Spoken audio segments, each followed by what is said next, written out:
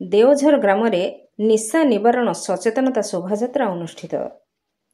ढेंकानाल जिला गंदिया ब्लॉक अंतर्गत सोरिसियापदा ग्राम पंचायत अधीन देवझर ग्राम आज स्थानीय सरपंच प्रदीप कुमार राउत नेतृत्व में महिला मानक नहीं एक निशा निवारण सचेतनता शोभायात्रा अनुष्ठित हो जाइछि।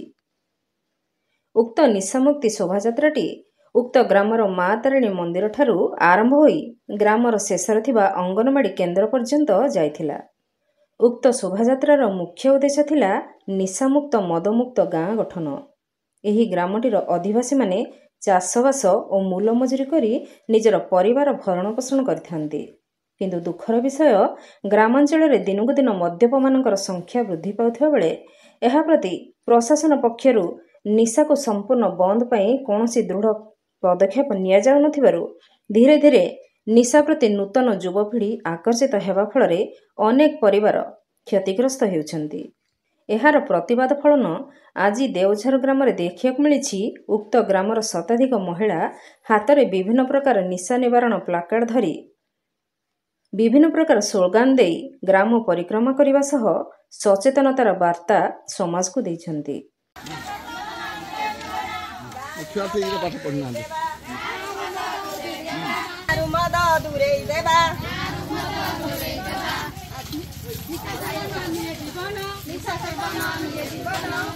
ग्राम निशामुक्ति हेले पंचायत और ब्लॉक जिला तथा आम राज्य निशामुक्ति हेबो बोली शोभायात्रा रे सामिल थिबा महिला माने प्रकाश करिसेंती।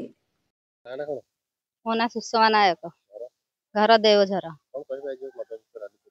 आज आम देवझर रे गोटे माने आम स्त्री लोक माने गोटे भल राली आमे कलु। एथिरे आम गाँ को निशामुक्त करिया को आमे चाहूचु। कारण आम गाँर सब दिन मजूरिया माने जेतिकी रोजगार करती तार 50% मदरे से माने मद पी दियंती एवं तांको परिवार चलिबारे असुविधा हुए। तेणु आमे सब स्त्री लोक माने एकजुट हेलु एवं आम गाँरु निशा को केमिति बारण करिवु एवं गाँ को सुस्थ माने गोटे भल निशामुक्त गाँ करने को चाहूचु। तेणु आम गाँर स्त्री लोक मानक मु धन्यवाद दउची जे माने आम आह्वान रे एते स्त्री लोक आमर एकजुट हेई आमको साहाय्य करसुंती। आमे बहुत खुशी होचु। आम गाँव रे जो माने मद बिकुसुंती तांको प्रति भी आमे आहुरी सचेतन हेबु जेमिति गाँव रे कौनसी व्यक्ति मद बिकी पारिबो नाही। आउ आम गाँ को भल गाँव रे आमे गठन करिया को चाहूचु। तेणु मु आम गाँर स्त्री लोक मानक बहुत धन्यवाद देउची। प्रदीप कुमार राउत सरपंच सोरिसियापदा ग्राम पंचायत।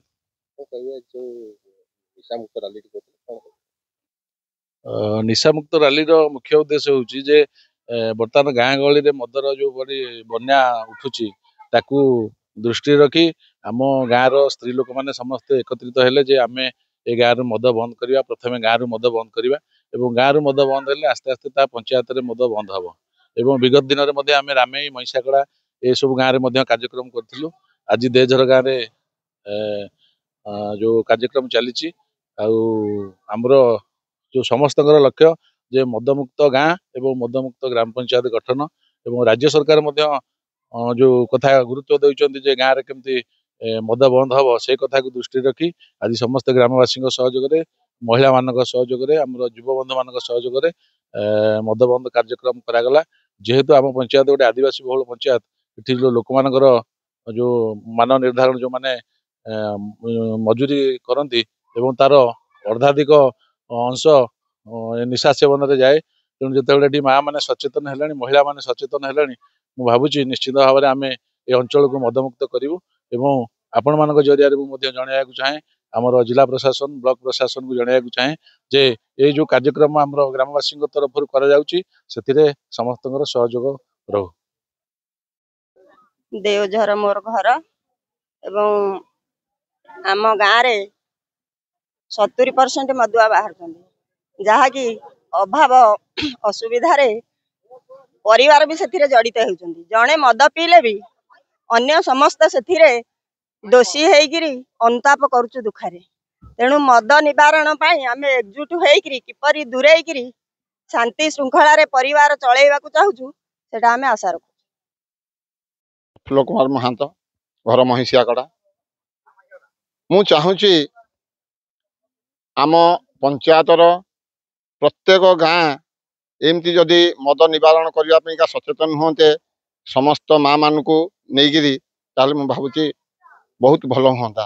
ଲୋକମାନେ ମଦ ପାଣି ପିଇକିନା ଗାଡ଼ି ଘୋଡ଼ା ଚଲେଇକିନା ବି ବହୁତ ଆକ୍ସିଡେଣ୍ଟ ବି ହେଇଯାଉଛନ୍ତି। ଆଉ ଟଙ୍କା ପଇସା ଯାହା ରୋଜଗାର କରୁଛନ୍ତି ଘରେ ନ ଦେଇକିନା ସେ ମଦ ପାଣିରେ ବହୁତ ଖର୍ଚ୍ଚ କରୁଛନ୍ତି। ଏଣୁ ମୁଁ ଭାବୁଛି ମଦଟା ବନ୍ଦ ହେଲେ ଭଲ ହୁଅନ୍ତା। ଢେଙ୍କାନାଳରୁ ସୌମ୍ୟରଞ୍ଜନ ମହାନ୍ତିଙ୍କ ରିପୋର୍ଟ, ନାଗରାଜ ନ୍ୟୁଜ୍।